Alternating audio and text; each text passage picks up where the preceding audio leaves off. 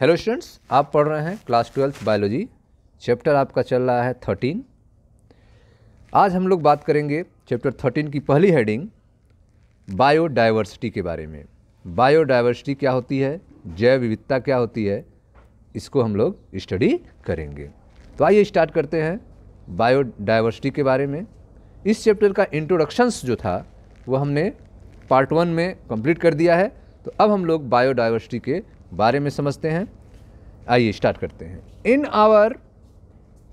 In our biosphere immense diversity exists not only at the species level but at all level of biological organization, ranging from macromolecules within cell to biomass. In our biosphere immense diversity, हमारे biosphere में बहुत विविधताएं मिलती हैं।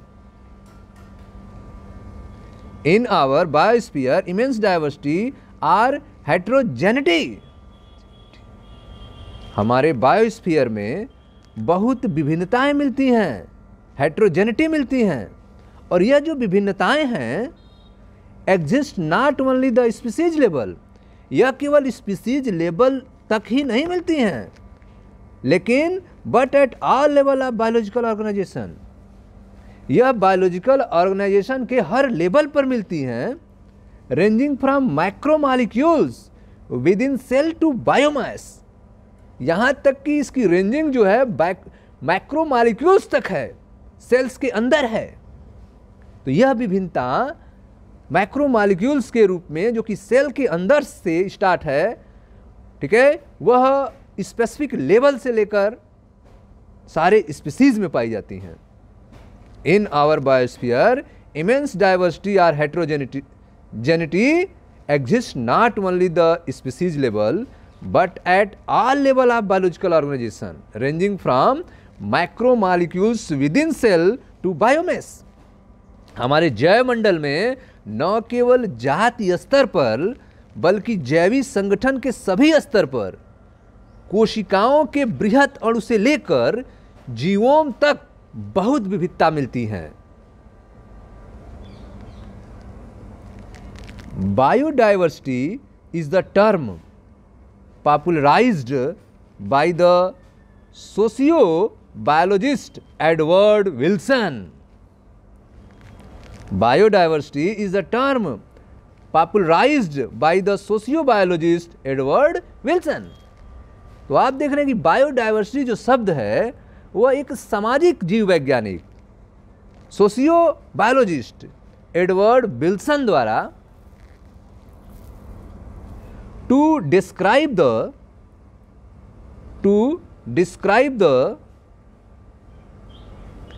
combined diversity at all the levels of biological organization। तो biodiversity शब्द जो है वह सोशियोलॉजिकल ठीक है साइंटिस्ट एडवर्ड विल्सन द्वारा बायोलॉजिकल ऑर्गेनाइजेशन के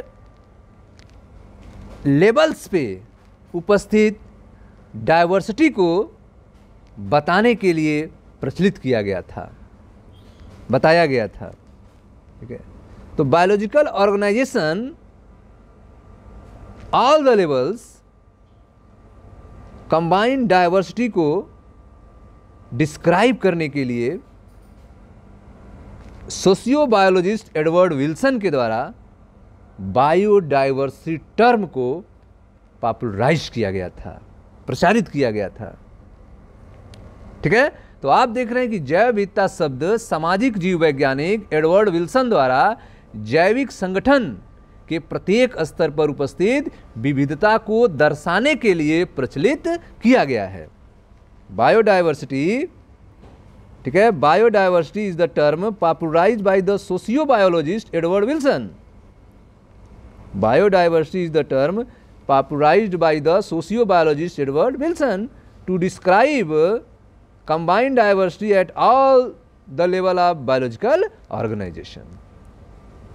okay, the most important them are, इसमें से जो अति महत्वपूर्ण हैं वह निम्न हैं। बायोडाइवर्सिटी में जो मेन हैं, जो अति महत्वपूर्ण हैं, वे हैं, नंबर 1 है आपका जेनेटिक डाइवर्सिटी। जेनेटिक डाइवर्सिटी पहला है आपका जेनेटिक डाइवर्सिटी।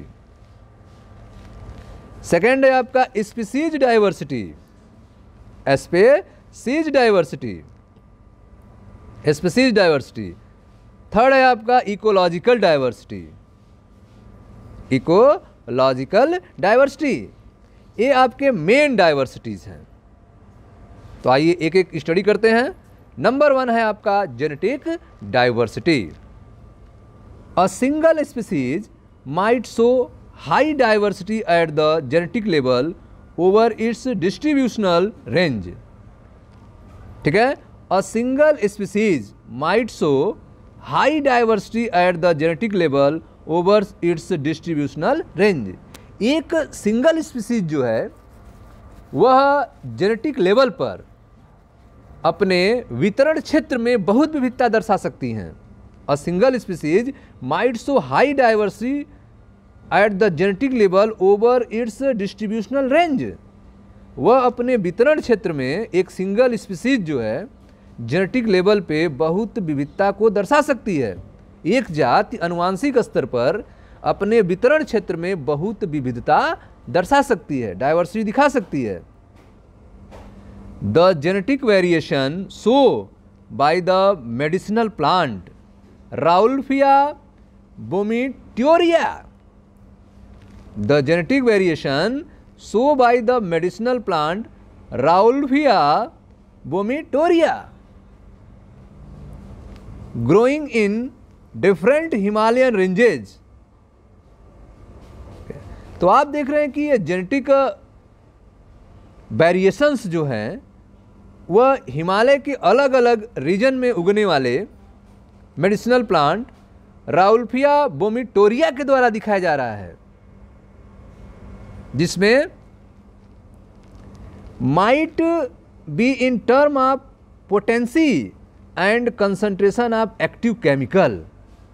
ठीक है, उसमें केमिकल्स की जो मात्रा है, उस कंसंट्रेशन जो है वो अलग अलग है। उनकी पोटेंसी के टर्म में देखा जाए तो अलग अलग है। Might be in term of potency and concentration of active chemical. Active chemical क्या होता है उसमें? रेसरपिन। वुल्फिया में, राउल्फिया वोमिटोरिया में एक्टिव केमिकल क्या है? रेसरपिन। इस रेसरपिन का कंसंट्रेशन पोटेंसी हिमालयन के डिफरेंट रीजन में पाए जाने वाले इस प्लांट में अलग अलग होती है। That the plant produces. ठीक है, तो आप देख रहे हैं कि एक जाति के अनुवांशिक स्तर पर अपने वितरण क्षेत्र में बहुत विविधता दर्शा सकती है। एक जाति जो है, एक सिंगल स्पीसीज जो है वह फैली हुई है जगह जगह पे, तो वह भी जेनेटिक बायोडाइवर्सिटी को दिखा सकती है। अभी आपने देखा एग्जाम्पल, हिमालय के विभिन्न श्रेणियों में उगने वाला औषधि पादप राउल्फिया वोमिटोरिया की अनुवांशिक विविधता, उसके द्वारा उत्पन्न सक्रिय रसायन रेसरपिन की क्षमता तथा सांद्रता से संबंधित हो सकती है। ठीक है, रेसरपिन का अमाउंट जो है, कंसंट्रेशंस जो है वो अलग अलग हैं, अलग अलग रीजन में पाए जाने वाले राउल्फिया वोमिटोरिया में, जो कि एक ही स्पीसीज है। India has more than 50,000 genetically different strains of rice. तो आप देख रहे हैं कि इंडिया में 50,000 genetically different strain of rice. Bharat में 50,000 से अधिक आनुवांशिक रूप से भिन्न धान हैं एंड 1000 वेराइटी ऑफ मैंगो। और आप देख रहे हैं कि 1000 वेराइटीज के आम हैं। भारत में 50,000 से अधिक आनुवांशिक रूप से भिन्न धान की तथा 1000 से अधिक आम की जातियां हैं।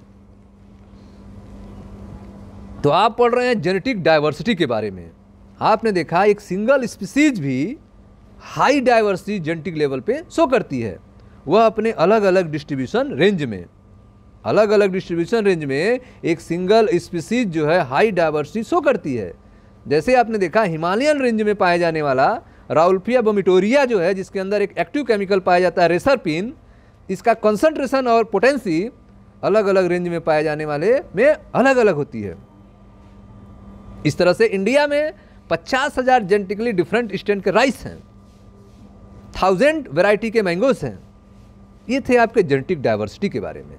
सेकेंड आप देखते हैं स्पेसिफिक डाइवर्सिटी, स्पीसीज डाइवर्सिटी।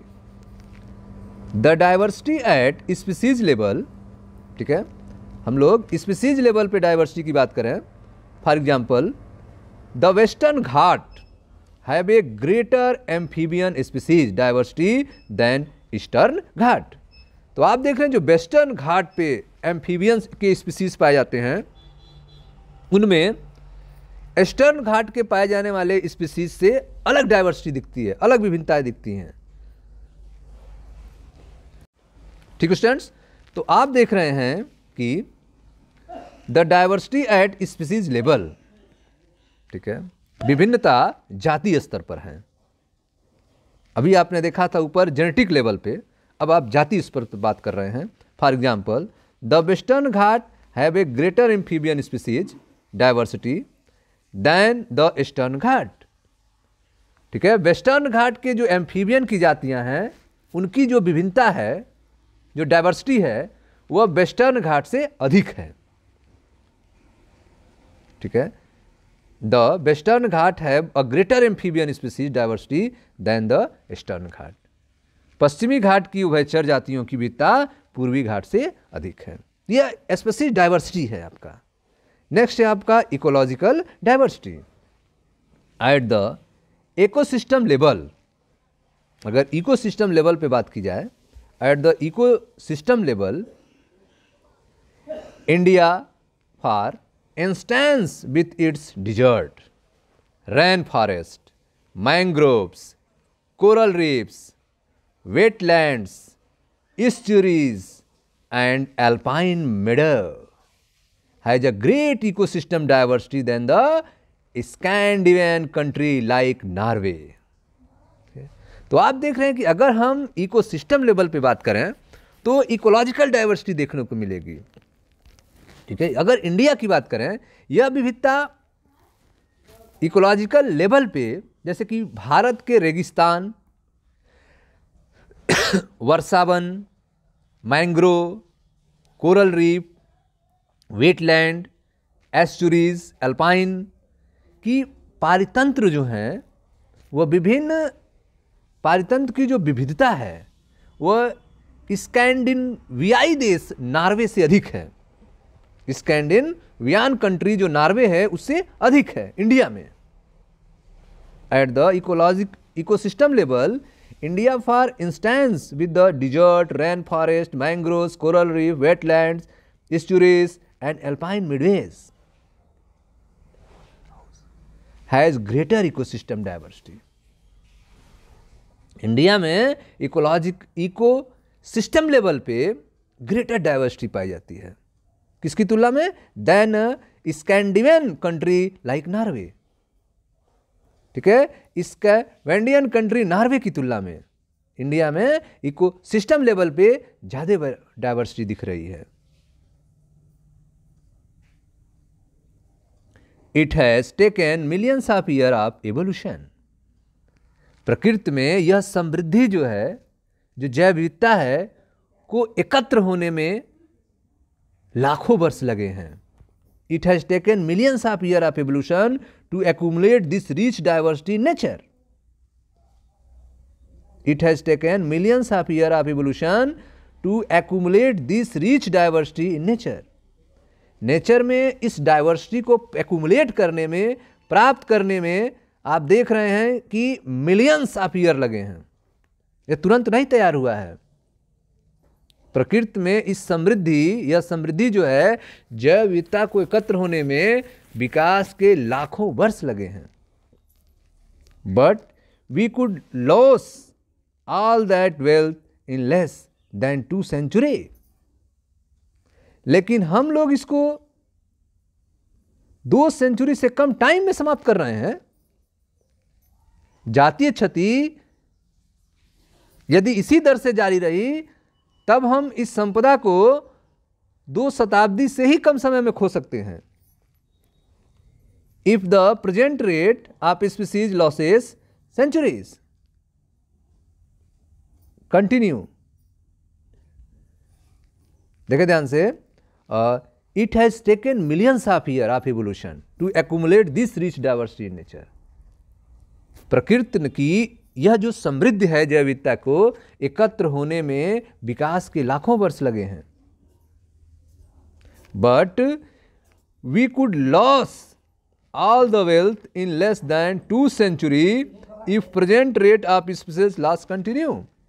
लेकिन जाति क्षति यदि इसी दर से जारी रही तब हम इस संपदा को 2 शताब्दी से भी कम समय में खो सकते हैं, समाप्त कर सकते हैं। Biodiversity and its conservation are now vital environment issue of international concern as more and more people around the world begin to realize the critical importance of biodiversity for our survival and well-being of this planet। ठीक है, तो biodiversity and its conservational are now vital environment issue. Biodiversity और इसके जो conservations हैं यह एक अंतर्राष्ट्रीय पर्यावरणीय मुद्दा बना हुआ है, इंटरनेशनल कंसर्न है। As more and more people around the world began to realize, पूरे वर्ल्ड के अधिक से अधिक लोग जो है अब यह महसूस करने लगे हैं the critical importance of biodiversity. Biodiversity का महत्व कितना अधिक है फॉर आवर सर्वाइवल, हमारे जिंदा रहने के लिए, and well being of this planet, और इस प्लानेट को भी सही से चलने के लिए। प्रकृति की समृद्ध जैव विविधता को एकत्र होने में विकास के लाखों वर्ष लगे। लेकिन जातीय क्षति जो है यदि इसी दर से जारी रही तब हम इस संपदा को 2 शताब्दी से भी कम समय में खो सकते हैं। आजकल संसार के अधिकतर लोगों के लिए इस ग्रह पर हमारे जीवन तथा रख रखाव के लिए जैव विविधता और इसका संरक्षण एक अति आवश्यक और महत्वपूर्ण अंतर्राष्ट्रीय पर्यावरणीय मुद्दा बना हुआ है। Biodiversity its conservation are now vital environment issue of international concern as more and more people around the world begin to realise the critical importance of biodiversity of our survival and well being of this planet. Okay students, मिलते हैं next video में जहां पर चर्चा की जाएगी how many species are there on earth and how many in India। Thank you।